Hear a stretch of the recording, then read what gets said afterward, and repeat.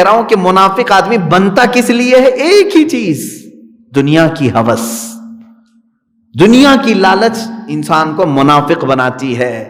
عزیزان گرامی وقار، کربلا کے اس میدان میں بھی دیکھیں، امام حسین کے مقابل میں جو لوگ آئے تھے وہ سب کلمہ پڑھنے والے لوگ تھے۔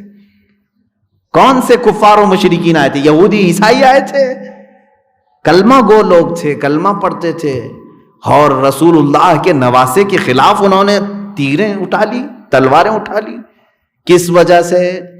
اس لیے کہ صرف بادشاہ کی طرف سے اعلان ہوا تھا کہ جو اس میں فتح یاب ہوگا اسے اتنا اتنا مال دیا جائے گا۔ ہوس، دنیا کی ہوس۔ بلکہ جہاں میں دیکھتا ہوں قسمت کی خرابی کسی کی آ جائے، حضرت سعید ابن ابی وقاص رضی اللہ تعالیٰ عنہ کا نام سنا ہوگا آپ نے۔ حضرت سعید ابن ابی وقاص یہ کون ہے؟ 10 مبشرہ میں سے ہیں، جن کو حضور صلی اللہ تعالیٰ علیہ وسلم نے دنیا میں ہی جنت کی بشارت دی۔ وہ صحابی ہیں، وہ 10 ہیں نا۔ حضرت سعید ابن ابی وقاص اس میں ہیں۔ سعید ابن ابی وقاص کا بیٹا ہے عمرو بن سعید۔ سعد ابن ابی وقاص، میں سعید کہہ رہا ہوں، سعد ابن ابی وقاص، ان کا بیٹا ہے عمرو، جس کو یزید کے طرف سے صرف اتنی لالچ دی گئی تھی کہ ایران کا ایک علاقہ رے جس کو کہا جاتا تھا، وہاں کا تجھے گورنر بنایا جائے گا، جا حسین کا مقابلہ کر کے آ جا۔ 10 مبشرہ میں سے صحابی رسول کا بیٹا ہے، ایک تخت کی وجہ سے ایران کی طرف جانے کی بجائے کربلا کی طرف آ گیا 4000 کا لشکر لے کر۔ اور شروع میں ڈر بھی تھا، کیونکہ وہ جانتا تھا کہ اللہ کے نبی کا نواسا ہے، باوجود اس کے دنیا کی ہوس غالب جب آ جاتی ہے تو انسان کو کافر بنا دیتی ہے۔ 10ویں محرم تھی جب اس نے تیر اٹھایا اور تیر پھینک کر کے خیمہ حسین کی طرف، سارے کوفیوں سے کہا ہے کوفیوں گواہ رہنا، جب یزید کے پاس یہاں کا قصہ بیان کیا جائے تو یہ بیان کرنا کہ سب سے پہلے حسین کی طرف تیر چلانے والا سعد ابن ابی وقاص کا بیٹا عمر ہے، وہ یہ کہہ کر کے تیر چلایا اس نے، اور انجام بھی بہت برا ہوا۔ سر حسین کو انہوں نے جدا کیا جسم ناز سے، اور پھر اس کو گھمایا، جو کچھ بھی کیا، لیکن نہ اس کو رے کی حکومت ملی، نہ ایران کی کوئی بادشاہت ملی۔ 2 سال نہیں گزرے تھے کہ اس کی جان پر ایسی آفت آئی، مختار سقفی نے اس کو ٹکڑے ٹکڑے کر کے مار دیا۔ اسی کو کہتے ہیں نا، دھوبی کا گدھا، نہ گھر کا نہ گھاٹ کا، گدھا نہیں کتا، نہ خدا ہی ملا نہ وصال صنم، نہ ادھر کے رہے نہ ادھر کے رہے۔ یہ منافقین ایسے ہوتے ہیں کہ ان کو نہ ایمان والوں کی صحبت میسر آ سکتی ہے، نہ کفار و مشرکین کی، کچھ بھی نہیں۔ اسی لیے اللہ تعالیٰ فرماتا ہے کہ منافقین یہ سمجھتے ہیں کہ ہم سب کو دھوکہ دے رہے ہیں، در حقیقت وہ خود اپنے آپ کو دھوکہ دے رہے ہیں، وہ خود اپنی ذات کو دھوکہ دے رہے ہیں کہ تم آخرت میں دردناک عذاب مول لے رہے ہو اور تمہیں پتہ ہی نہیں ہے۔ یہ کیسے ہے کہ جو شخص ایک درخت پر بیٹھے، ٹہنی پر بیٹھے اور کاٹنے لگے اس کو آری لے کر کے، تو گرے گا کون؟ دنیا گرے گی، جو تماشا دیکھ رہے تھے، جو لوگ دیکھ رہے تھے وہ گریں گے، وہ خود کھائی میں گرے گا جس ٹہنی کو وہ کاٹ رہا ہے۔ اسی طرح منافقین اسلام میں آ کر کے یہ سمجھتے ہیں عظمت رسول پر حملہ کر کے، اولیاء کی مزارات پر حملہ کر کے، ان کو مردہ کہہ کر کے ہم یہ تمام عقائد ان کے اندر سے ہٹا دیں گے، ختم کر دیں گے۔ در حقیقت تو خود اپنے جہنم میں جانے کا سامان بنا رہا ہے، خود اپنے جہنم میں جانے کا سامان بنا رہے ہو۔ دھوکہ کس کو دے رہے ہو؟ تم خود اپنے آپ کو دھوکہ دے رہے ہو۔ اب آگے کی آیتیں سنیں میرے عزیز، یہ پچھلی تفسیر میں بھی میں نے یہ باتیں عرض کی تھیں۔ اچھا اب علاج کیا ہے ان کا؟ ایک جاتے جاتے یہ بھی علاج بھی بتا دوں۔ منافقین کو بعض بزرگوں نے کیا فرمایا؟ چوہے کے مانند ہیں، کاٹتے ہیں نا، قطر بینی۔ گھر میں چوہا ہوتا ہے تو وائرنگ کاٹ دیا، تھیلے کاٹ دیا، کھانا ادھر کا ادھر کر دیا، یہ تمام چیزیں ہوتی۔ اور اسی لیے حدیث رسول میں یہ بھی ہے نا، فرمایا گیا کہ رات کو چراغ گل کر کے سو۔ کیوں؟ فرمایا گیا چوہا، شیطان جو ہے چوہے کی شکل میں آئے گا، چراغ کو کھینچ کر کے کپڑوں کے پاس لے جائے گا, گرائے گا, آگ لگے گی جس سے تمہارا پورا گھر بھی جل سکتا ہے, آگ لگانے کا کام بھی کرے گا. تو چوہا بڑا اس طرح کا دشمن ہے کہ سمجھ میں نہیں آتا, لیکن ہوتا گھر میں ہے. کیا کرتے ہیں آپ چوہوں کے لیے؟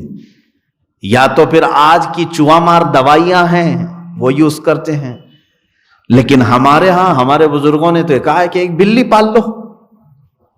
ضروری نہیں کہ وہ ہر چوہے کو پکڑے گی. گھر میں اگر وہ گھومتی رہے, خالی آواز بھی آتی رہے تو چوہا آئے گا نہیں.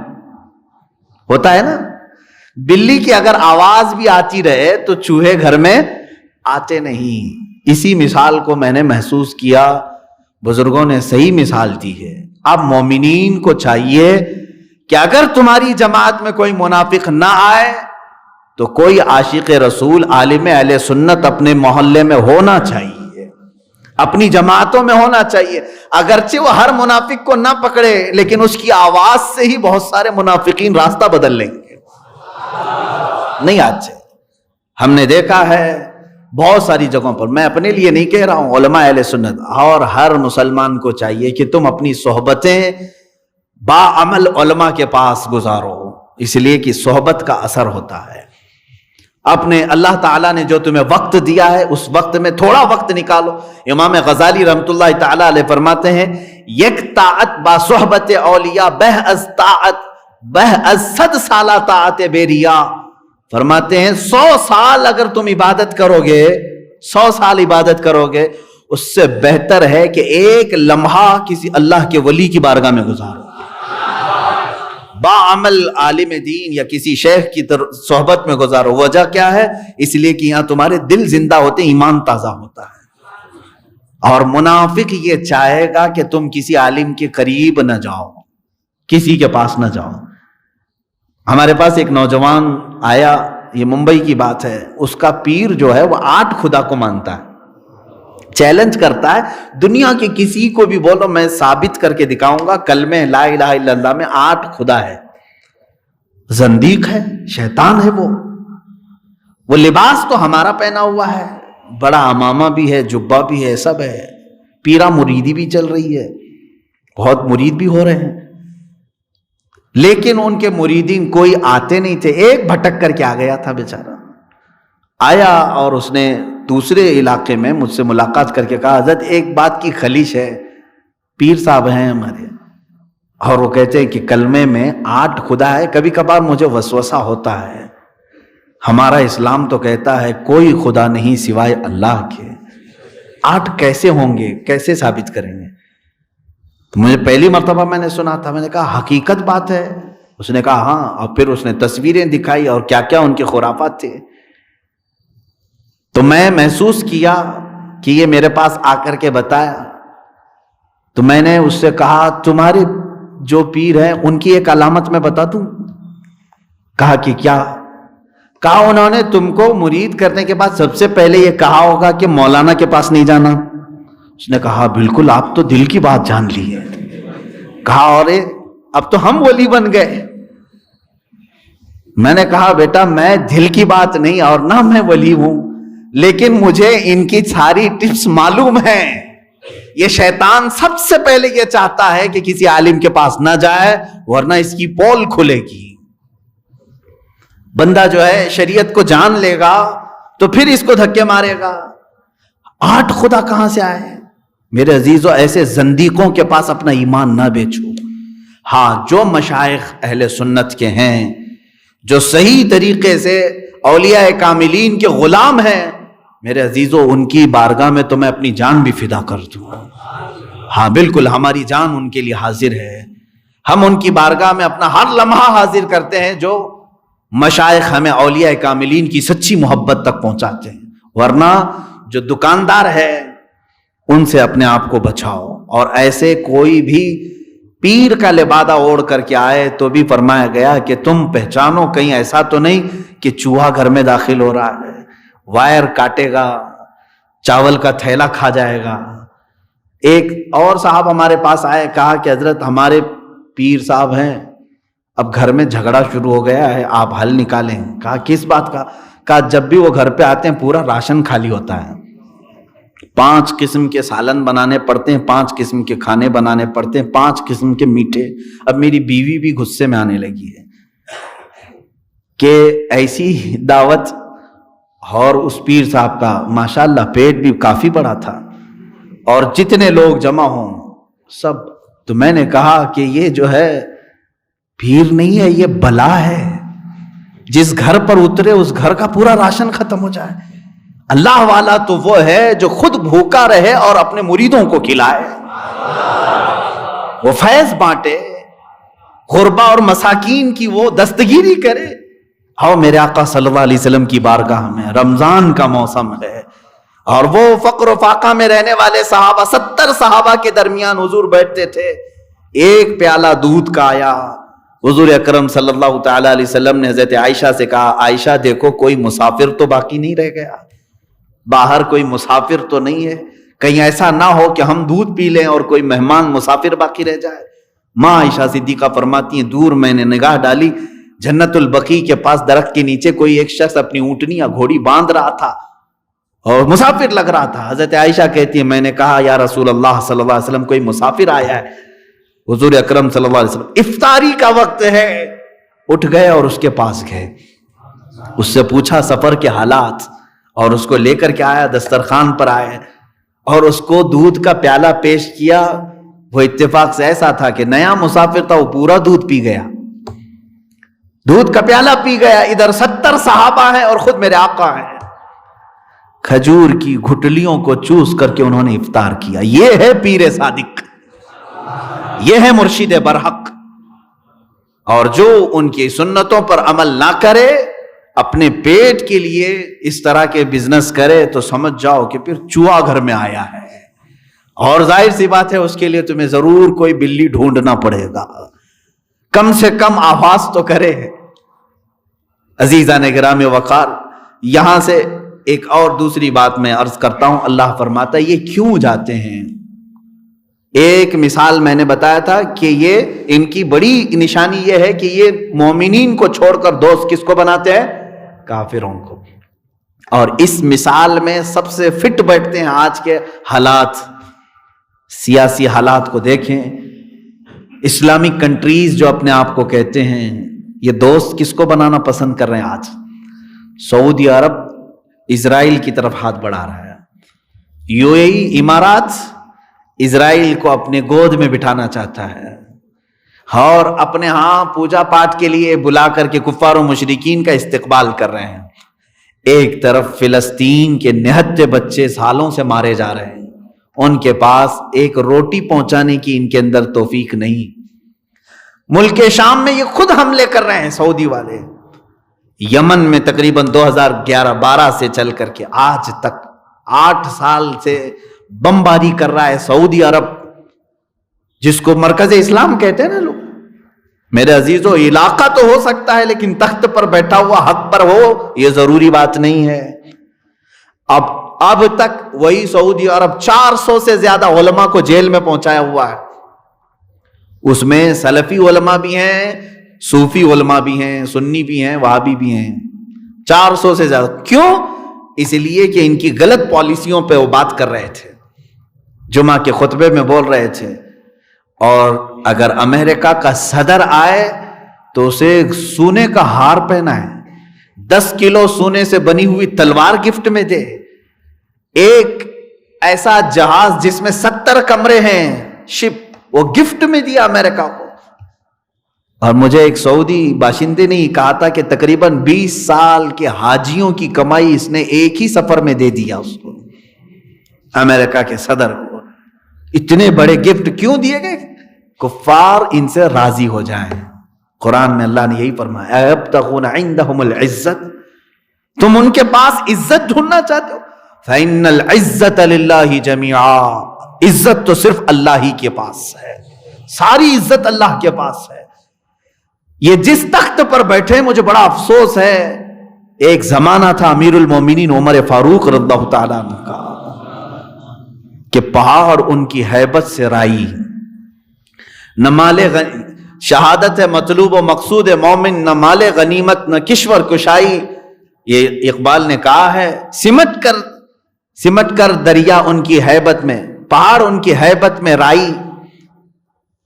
عزیزان گرامی، آج ان کی حالت یہ ہے کہ خود ٹرمپ یہ کہتا ہے کہ اگر ہم ہٹا لیں سعودی عرب سے ایک دن کے لیے اپنی سپورٹنگ تو یہ ہمیں ختم ہی ہو جائے گا۔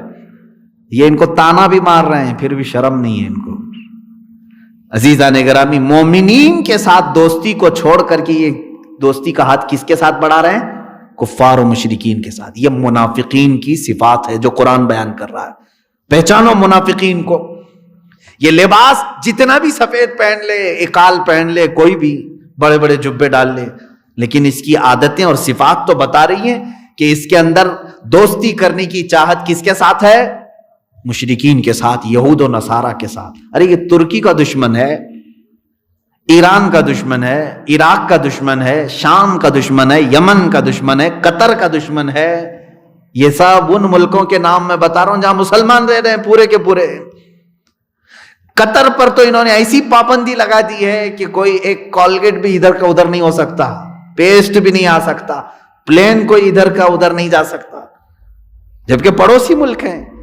اور حتیٰ کہ میں آپ کو بتاؤں، قطر کے اور سعودی عرب کے لوگوں کی آپس میں رشتہ داریاں بھی ہیں، یہاں کی لڑکیاں وہاں بیاہ کر گئی، وہاں کی لڑکیاں ادھر آئی ہیں، لیکن انہوں نے سب کو ختم کر دیا، توڑ دیا، ایسا بند باندھا ہے۔ کیوں؟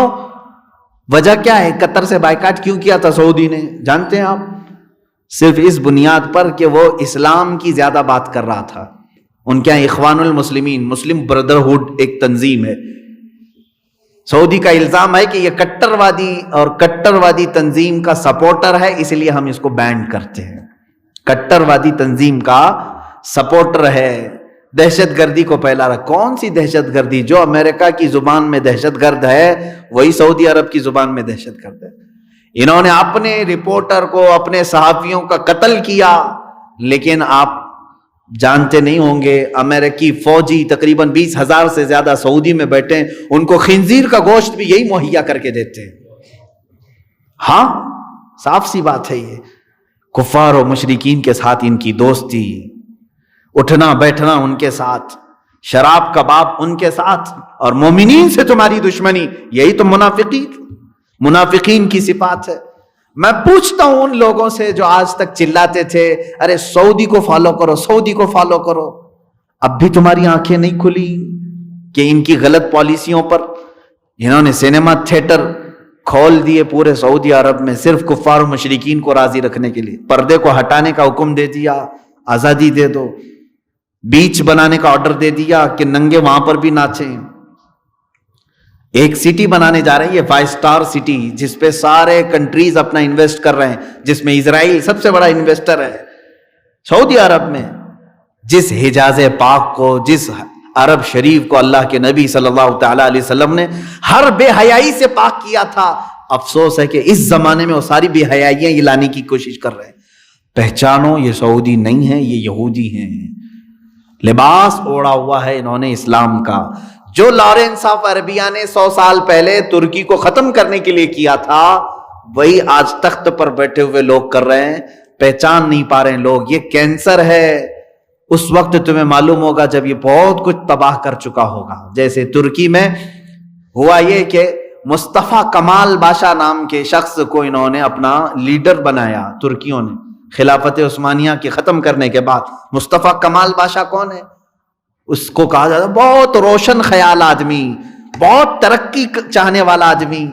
وہ ایک فوجی لیڈر تھا، اور اس کو لوگوں نے ہاتھوں ہاتھ لیا کہ یہ اچھی اچھی باتیں کرتا ہے، جیسے یہاں ہندوستان والوں نے اچھے دن آئیں گے کہہ کر کے بیوقوف کو ہاتھوں ہاتھ لے لیا تھا۔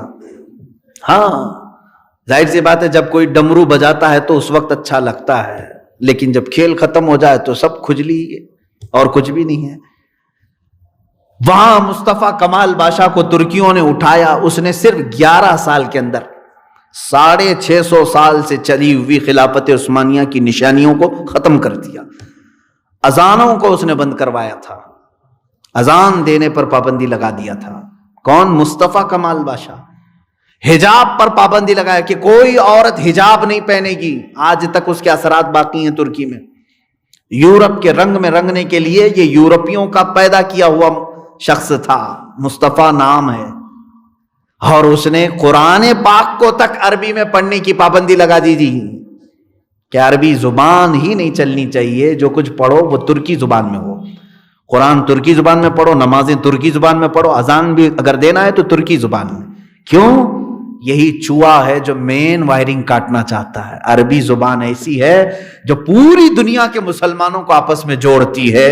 حرم کعبہ میں جب ہم جاتے ہیں، کیا افریقی، کیا امریکی، کیا آسٹریلوی، کون کہاں سے ہے معلوم نہیں، لیکن جب اپنے رب کو پکارتے ہیں تو کہتے ہیں لبیک اللہم لبیک۔ یہ عربی زبان ہے۔ جس خطے میں بھی جاؤ، نماز اگر کوئی مسلمان پڑھتا ہے تو سورہ فاتحہ ہی سے شروع کرتا ہے۔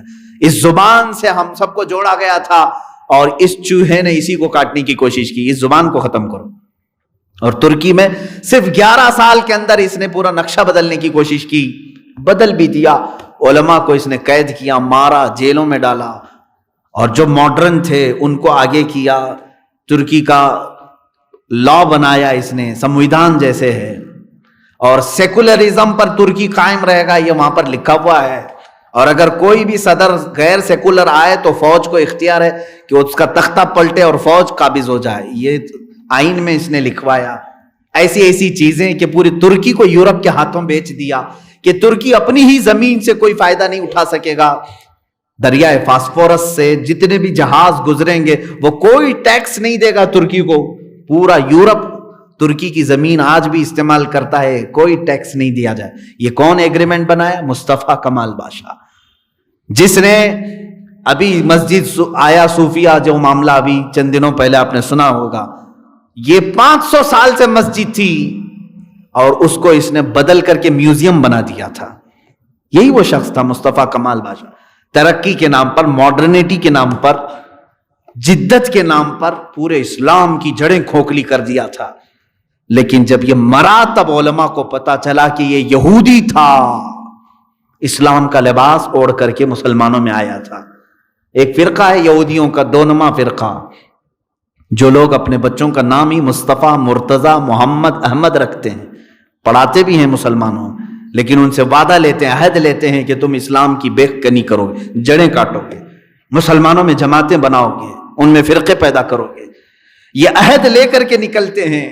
انہی میں سے ایک شخص تھا مصطفیٰ کمال۔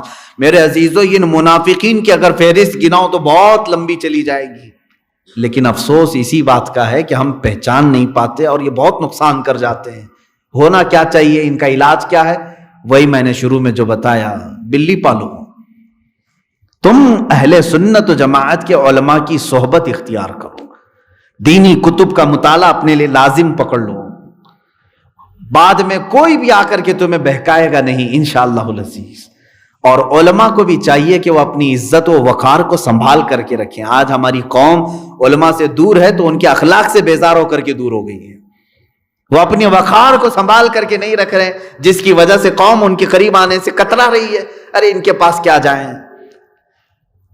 آج ان کی بھی اپنی اصلاح کی ضرورت ہے۔ میں علماء کو بھی کہتا ہوں کہ اپنا وقار سنبھالو، اپنی عزت سنبھالو۔ آج بھی قوم پیاسی ہے، تمہارے صحبت میں گزارنا چاہتی ہے وقت۔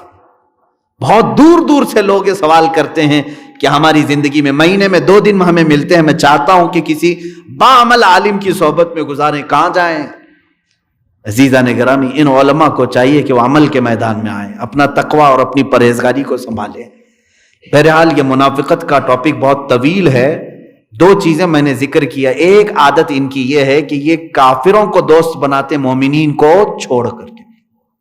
یہ صفت اگر کسی میں ملتی ہے تو اس سے دور ہو جاؤ، بیزار ہو جاؤ۔ ایک دن ایسا آئے گا کہ یہ تم کو بھی کافروں کی صحبت میں لے جائے گا۔ اگر کسی کو دیکھ رہے ہو کہ یہ بار بار مسلمانوں کی برائی کرتا ہے اور صرف کافروں کی تعریف کرتا ہے تو سمجھ جاؤ کہ یہ منافق ہے، اس کا دل منافق ہو گیا ہے۔ ایسے سے اپنے آپ کو دور کر لو۔ مسلمان جتنا بھی گرا ہوا ہو اخلاقی اعتبار سے، لیکن اس کی بخشش کی امید ہے، اللہ رب العزت بخش دے گا۔ لیکن جو خدا کو ہی اپنا دشمن سمجھا ہوا کافر ہے، اس کو تم کیسے اچھا کہہ سکتے ہو؟ جو تمہارے پیدا کرنے والے کا ہی نہیں ہو سکا وہ تمہارا کہاں سے ہو سکے گا؟ اس بات کو ہمیشہ اپنے باندھ کر کے رکھ لو۔ یہ ہماری نصیحتوں میں سے ایک چیز تو یہ ہے کہ منافقین कैसर और किसरा, ये दो सुपर पावर का नाम मैं बता रहा हूं। रोम का बादशाह, ईरान का बादशाह। रोम के बादशाह को कैसर कहते थे, ईरान के बादशाह को किसरा कहते थे। जब हजरत उमर फारूक रज़ियल्लाहु ताला अन्हु के जमाने में ये दोनों भी कंट्रीज फतह हो गई, ये दोनों सुपर पावर टूट कर बिखर गए। रोम भी और इधर का ईरान भी, दोनों भी सल्तनत इस्लामिया में दाखिल हो गए, खिलाफत इस्लामिया में आ गए। अब मसला ये था कि हजरत उमर फारूक रज़ियल्लाहु ताला अन्हु के पास सहाबा वहां का माले गनीमत लेकर के आए। माले गनीमत किसको कहते हैं? जब दुश्मन सारी चीजें छोड़कर चला जाए तो जो बचा हुआ माल है वो फतह पाने वाली जमात का होता है। तो सहाबा वहां से माले गनीमत लेकर के आए। उस माले गनीमत में एक बहुत ही कीमती कालीन भी आया, वो किसरा के यहां दरबार में बिछाया जाता था।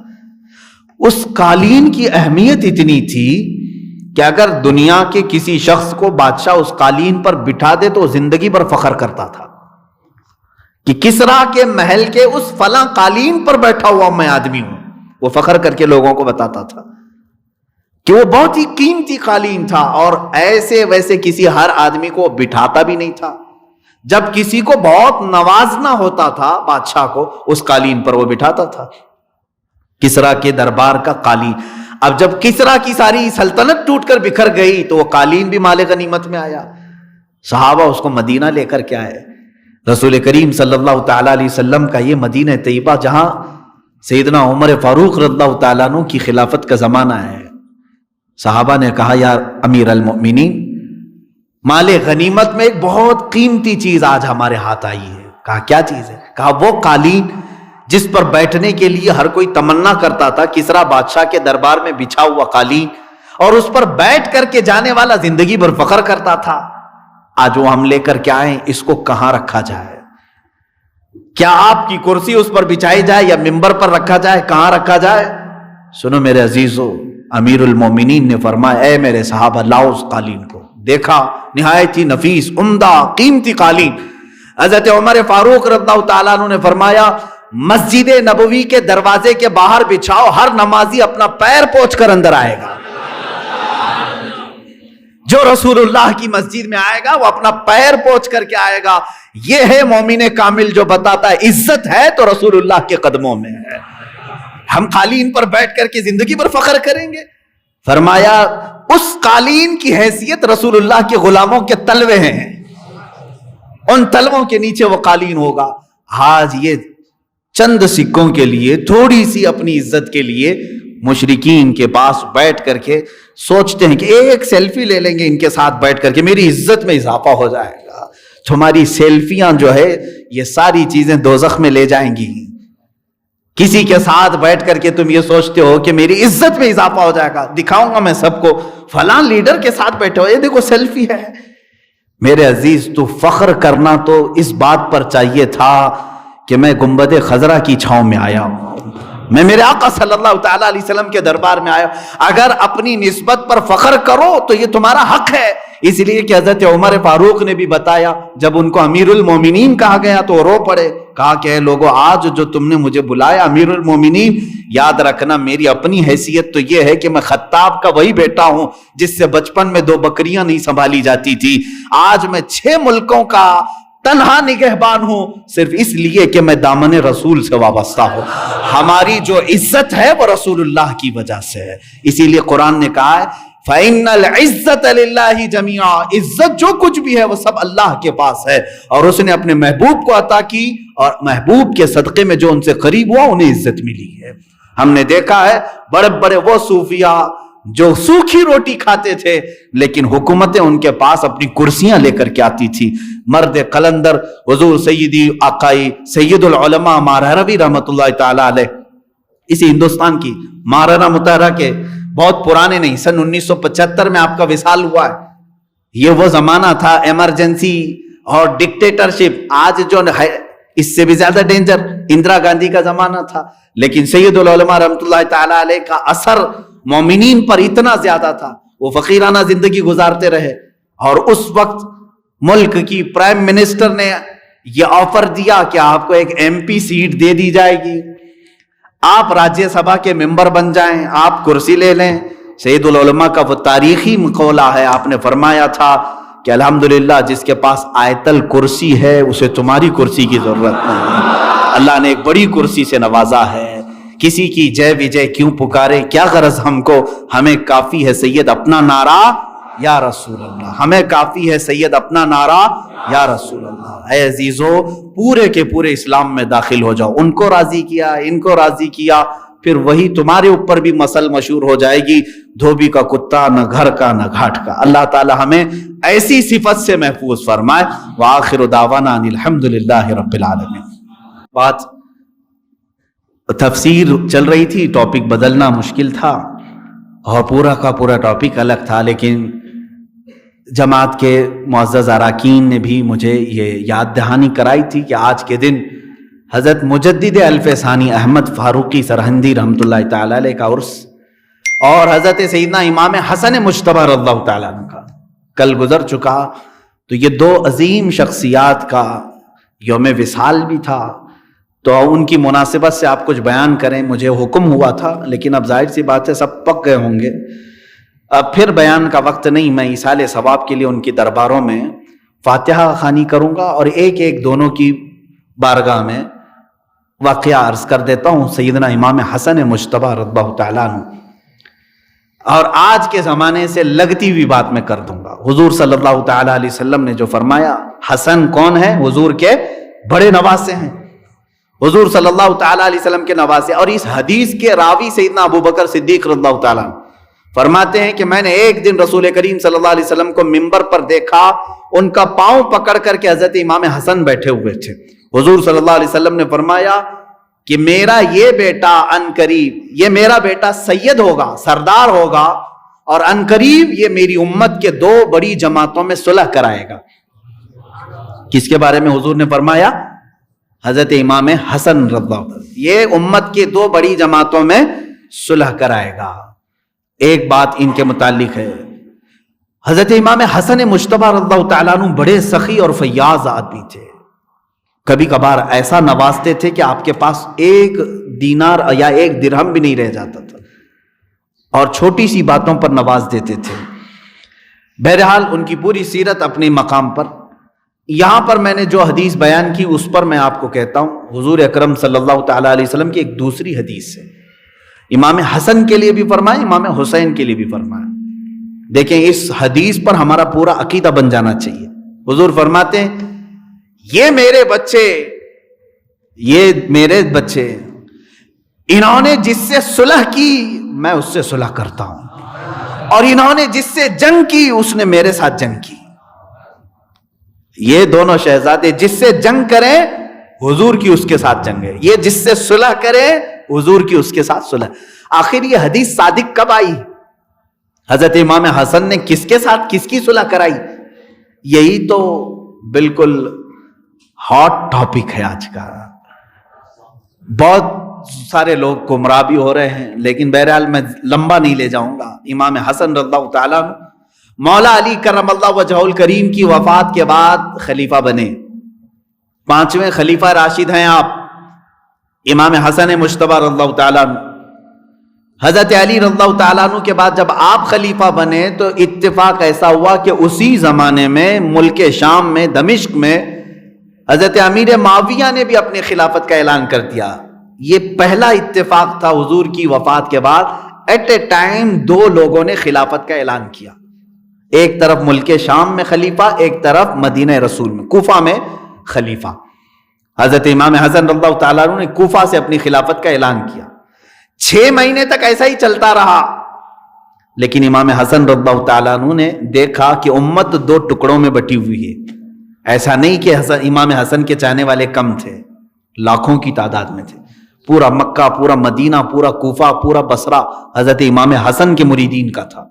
ملک شام دمشق چونکہ 20 سال سے حضرت امیر معاویہ گورنر تھے، ان کا علاقہ تھا، ان کے بھی چاہنے والے تھے۔ تو جب امت 2 حصوں میں تقسیم ہوئی تو حضرت امام حسن خود چل کر کے ملک شام گئے، دمشق گئے، حضرت امیر معاویہ سے آمنے سامنے بات کی۔ امیر معاویہ رضی اللہ تعالیٰ عنہ حضرت امام حسن مجتبی رضی اللہ تعالیٰ عنہ کے درمیان جو یہ بات ہوئی وہ کافی طویل ہے اور کتابوں میں موجود ہے۔ دونوں کے درمیان کئی باتوں میں ڈسکشن ہوا اور طے پایا، لکھا گیا ایگریمنٹ۔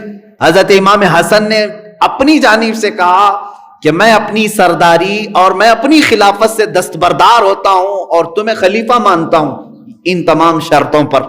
وہ شرطیں ہیں بہت ساری، حضرت امیر معاویہ نے ساری چیزیں ایکسپٹ کی، ساری چیزیں قبول کی، اور حضرت امام حسن مجتبی رضی اللہ تعالیٰ عنہ کی بڑی تعظیم و تکریم کیا، انہیں مدینہ رسول یا کوفہ تک پہنچایا اور ہر مہینے ان کا وظیفہ جاری رکھا، حضرت امام حسن کا، بلکہ ان سے ریلیٹڈ جتنے صاحبزادے تھے، جتنے لوگ تھے، سب کا وظیفہ حضرت امیر معاویہ نے جاری کیا۔ حضور کی وہ بشارت صادق آئی، حضور صلی اللہ علیہ وسلم نے اس وقت کہا تھا جب امام حسن 4 سال کی عمر کے تھے، 4 سال یا 5 سال کی عمر کے تھے، اس وقت کہا کہ میرا یہ بیٹا میری امت کے 2 جماعتوں میں صلح کرائے گا۔ امام حسن رضی اللہ تعالیٰ عنہ نے وہ حقیقت میں صلح کرائی اور پھر سے پوری امت کو ایک خلیفہ کے ہاتھوں کے نیچے جمع کیا۔ ایک طرف آپ مصلح امت ہیں اور دوسری طرف میرے آقا کے علم غیب کی بین دلیل بھی ہیں، جو آقا صلی اللہ علیہ وسلم 40 سال پہلے بیان فرما چکے ہوں، 35 سال پہلے وہ بات صادق آئی حضرت امام حسن کی زندگی میں۔ اب ایک بات دوسری حدیث پر میں بات کر رہا ہوں، حضور نے فرمایا جو میرے بچے جن سے صلح کریں ان سے ہماری صلح ہے، اور جس سے جنگ کریں ان سے ہماری جنگ ہے۔ ایک شہزادے نے امیر معاویہ سے صلح کی، یہ بات طے ہے، یہ شیعہ بھی مانتے ہیں، ہم بھی مانتے ہیں، سارے لوگوں کی کتابوں میں۔ دوسرے صاحبزادے امام حسین اعظم رضی اللہ تعالیٰ، امام حسین ایک طرف ہیں اور کربلا کا واقعہ پیش آیا کس کے ساتھ؟ یزید کے ساتھ۔ یزید کوئی اور نہیں، وہ امیر معاویہ کا بیٹا ہے، حضرت امیر معاویہ رضی اللہ تعالیٰ عنہ کا بیٹا ہے، لیکن حضرت امام حسین کے ساتھ اس کی جنگ ہوئی۔ کوئی کتاب نہیں بتا سکتی کہ امام حسین نے یزید کے ساتھ صلح کی ہے، نہ شیعوں کی کتاب، نہ سنیوں کی کتاب، نہ وہابیوں کی کتاب، کسی کی کتاب میں نہیں۔ امام حسین نے کس کے ساتھ جنگ کی؟ یزید کے ساتھ۔ میرے آقا کا فرمان ہے میرے یہ شہزادوں نے جس سے صلح کی اس سے میری صلح ہے، انہوں نے جس کے ساتھ جنگ کی اس کے ساتھ ہماری جنگ ہے۔ جو مصطفیٰ نے فرمایا وہی آج اہل سنت و جماعت کا بھی قول ہے۔ ہم سنی یہی کہتے ہیں حسن مجتبی نے امیر معاویہ سے صلح کی تو سنیوں کی ان سے صلح ہے، حسین اعظم نے یزید سے جنگ کی تو ہماری آخری سانس تک یزید کے ساتھ ہماری جنگ رہے گی۔ یہی سنیوں کا عقیدہ۔ ہم یزید کے ساتھ صلح کی بات نہیں کرتے، امیر معاویہ سے جنگ کی بات نہیں کرتے، کیونکہ اگر امیر معاویہ کے خلاف بولنا شروع کریں گے تو پھر امام حسن کی عزت پر آنچ آئے گی۔ ہاں تم کیا جواب دو گے بعد میں؟ امیر معاویہ کو کوسنے والوں، کیا امام حسن کو معلوم نہیں تھا کہ امیر معاویہ غلط آدمی تھا اور جا کر کے صلح کر لی؟ ان کے اوپر الزام نہیں آئے گا، ان کے اوپر الزام آئے گا۔ ہاں ہم یزید کو غلط کہتے ہیں اور اسی لیے امام حسین نے اس کے ساتھ صلح نہیں کی۔ سر داد نہ داد دست در دست یزید، ہم تو یہ کہتے ہیں سر دے دیا انہوں نے، اس کے ہاتھ میں ہاتھ نہیں دیا، اس لیے کہ وہ غلط تھا۔ اور امام حسین کی عزت یہ ہے کہ غلط کے ہاتھ میں ہاتھ نہیں دیں گے۔ یہی عزت امام حسن کی بھی ہے کہ وہ غلط کے ہاتھ میں ہاتھ دیں گے۔ تو ایک بھائی کو آپ حق سمجھتے ہیں، انہوں نے غلط کے ہاتھ میں ہاتھ نہیں دیا، دوسرے بھائی امام حسن کو کیوں الزام لگاتے ہیں کہ انہوں نے غلط کے ہاتھ میں ہاتھ دے دیا؟ نہیں میرے عزیزو، امیر معاویہ کو اگر وہ غلط سمجھتے، میں سمجھتا ہوں امام حسن جو ہے شہید ہو جانا پسند کرتے لیکن کبھی صلح نہیں کرتے۔ امام حسن مجتبی رضی اللہ تعالیٰ عنہ نے جن سے صلح کی ان سے سنیوں کی صلح ہے۔ ہم امیر معاویہ کی شان میں برا بھلا نہیں کہیں گے، وہ صحابی رسول ہیں۔ بیٹا برا تھا، بیٹا یزید تھا، بیٹا حسین کے خلاف آیا، ہم اس کے خلاف بولیں گے۔ اسی طرح ہم سعد ابن ابی وقاص کے بارے میں نہیں بولتے، وہ عشرہ مبشرہ میں سے ہیں، لیکن ابھی میں نے تفسیر میں بتایا امام حسین کی طرف سب سے پہلا تیر پھینکنے والا کون ہے؟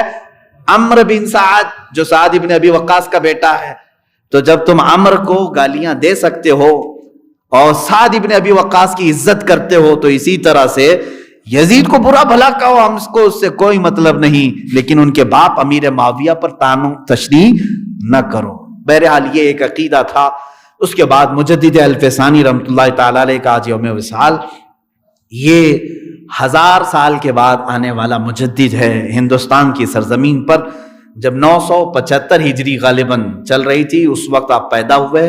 پنجاب کا علاقہ ہے سرہند، وہیں پر آپ کی پیدائش ہوئی، وہیں پر آپ پلے بڑے. بہت بچپن میں حافظ قرآن ہوئے. 17 سال کی عمر میں آپ مفتی کامل بھی بن چکے تھے اور نقش بندی سلسلے میں بیعت ہوئے. اس کے بعد آپ کے جو مجاہدانہ کام ہیں وہ سب سے بڑا کام یہ ہے کہ اکبر بادشاہ اس وقت بے دین ہو گیا تھا. دیکھیں وہ بھی ایک چوہا تھا جو ہندوستان میں آیا تھا. ہاں بڑی سلطنت پر بیٹھا تھا لیکن بات کیا کر رہا تھا کہ نہیں اب ہر مسجد پر مورتی بھی ہونی چاہیے، ممبر پر مورتی بھی ہو، اذانوں میں سیپ بجائے جائے، دونوں مکس کرنا چاہ رہا تھا. وہ ایک نیا دین لا رہا تھا جس کا نام دین الہی اس نے رکھا. مجدد الف ثانی احمد فاروقی سرہندی ان کا مجاہدہ تھا، ان کا جہاد تھا. اس کے خلاف بولنا شروع کیا، ارے بادشاہ وقت کے خلاف. آج جو ہے الیکٹڈ جو ہے پرائم منسٹر کے بارے میں بولنے سے لوگ ڈر رہے ہیں. وہ الیکٹڈ نہیں تھا، وہ زور زبردستی سے آنے والے بادشاہ ہوتے تھے، جنگ کے بل بوتے. وہاں کوئی الیکشن نہیں ہوتا تھا. جب پہلے رولنگ سسٹم جو ہوتا تھا، رولنگ سسٹم میں رولر ہوتا تھا، باقی کوئی اس کو سیلیکٹ کر کے نہیں بھیجتا تھا نہ الیکٹ کر کے بھیجتا تھا. آج ہماری ہی ووٹوں سے آیا ہوا آدمی ہے، غلط جا رہا ہے تو ہم غلط بولیں گے. تمہارے سے ہماری دشمنی کیا ہے؟ دشمنی اسی بات کی ہے کہ ملک کو بیچو گے تو ہم بولیں گے. بہرحال اکبر بادشاہ کے خلاف مجدد الف ثانی کھڑے ہو گئے. کیسا جہاد رہا ہوگا؟ مولویوں کو سیکھنا چاہیے، علماء کو سیکھنا چاہیے. وہ اکھنڈ بھارت کا بادشاہ تھا، یہ چھوٹے بھارت کا نہیں، اس زمانے کے نہیں، اس زمانے کا بڑے بھارت کا بادشاہ. اور بولا تو ظاہر سی بات ہے انجام بھی سخت ہے.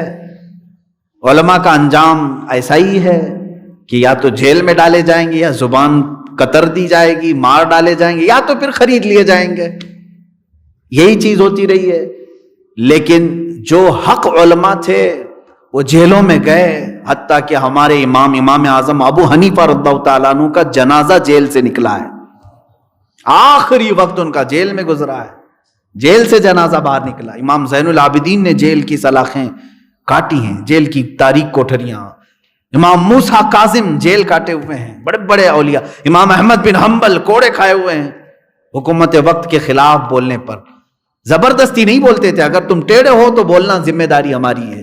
اکبر کے خلاف انہوں نے بولا تو جیل میں ڈال دیا، کئی سالوں تک جیل میں رکھا. مجدد الف ثانی نے وہاں پر بھی اپنا کام جاری رکھا.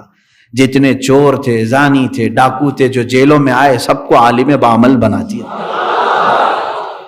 حدیث، تفسیر، قرآن سب پڑھایا، نمازیں باجماعت ہونے لگی. اکبر مر بھی گیا، ختم بھی ہو گیا. اس کا بیٹا جہانگیر آیا. جہانگیر کو جب خبر کی گئی کہ ایک ایسا شخص اندر ہے جو سب کو عالم بنا دیا ہے، کہا اس کو آزاد کرو، لے آؤ. مجدد الف ثانی کو لایا گیا. اس زمانے میں یہ معاملہ تھا کہ جو بھی بادشاہ کے دربار میں جائے گا اسے سجدہ کر کے جائے گا. مجدد الف ثانی آئے، آپ نے سجدہ نہیں کیا. جہانگیر نے کہا کہ تمہیں دربار کے آداب معلوم نہیں، یہاں ہر کوئی آتا ہے سجدہ کرتا ہے. آپ نے کہا میں سجدہ صرف میرے پیدا کرنے والے کو کرتا ہوں، میں اللہ رب العزت کو کرتا ہوں جو حی ہے اور قیوم ہے، جو ہمیشہ سے زندہ ہے، ہمیشہ زندہ رہے گا. تو اس نے پہلی مرتبہ، وہ جاہل بادشاہ تھے، ان کے دماغ میں وزیروں نے ڈال رکھا تھا کہ ادب یہی ہے کہ سجدہ کیا جائے. تو بعد میں پھر اس نے بہت ساری باتیں ان کی سنی اور متاثر ہوا مجدد الف ثانی کی باتوں سے.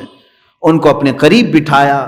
یہ موقع کو غنیمت جان کر کے مجدد الف ثانی نے کہا میں تیرے پاس اسی وقت بیٹھنے کو تیار ہوں جب تو حکومتی سطح پر، حکومتی ریاستی سطح پر اپنے باپ کے قائم کیے ہوئے سارے اصولوں کو ختم کرنے کا اعلان جب تک نہیں کرتا میں تیرے سامنے نہیں بیٹھ سکتا. وہ مان گیا. چند ہی دنوں کے بعد مجدد الف ثانی کی بات پر اس نے کہا دین وہی ہوگا جو مصطفیٰ لائے تھے. محمد عربی صلی اللہ تعالی علیہ وسلم کا دین ہی ہمیشہ رہنے والا ہے، دین الہی نہیں رہے گا. پھر وہ دین ختم ہوا. تو یہ احمد فاروقی سرہندی رضی اللہ تعالیٰ عنہ کی مجاہدانہ کاوشیں تھی کہ اس دین کو خراب کرنے کے لیے بادشاہ نے جو کوشش کیا، ایک عالم ربانی نے اس کو ختم کیا، اور انہی کے ذریعے سے اللہ تعالیٰ نے دین اسلام کو پھر سے پھلتا پھولتا فرمایا۔ یہ مجدد الف ثانی، ہندوستان کی سرزمین اس بات سے بڑی خوش قسمت ہے کہ دو مجدد آئے اور دونوں عظیم مجدد آئے۔ ایک مجدد الف ثانی ہے اور دوسرا مجدد امام اعظم ہے۔ مجدد اعظم ہے امام احمد رضا خان فاضل بریلوی۔ ایک وحدانیت کو بچا رہا تھا، اللہ کی وحدانیت کو، اور دوسرا عصمت رسالت کو بچا رہا تھا۔ یہ دونوں مجددین نے وحدانیت کو بچایا، ایک مجدد الف ثانی نے، اور عظمت رسالت کو بچایا امام احمد رضا نے۔ اللہ ان دونوں مجددوں کا سایہ ہم سب پر قائم و دائم رکھے۔ الفاتحہ۔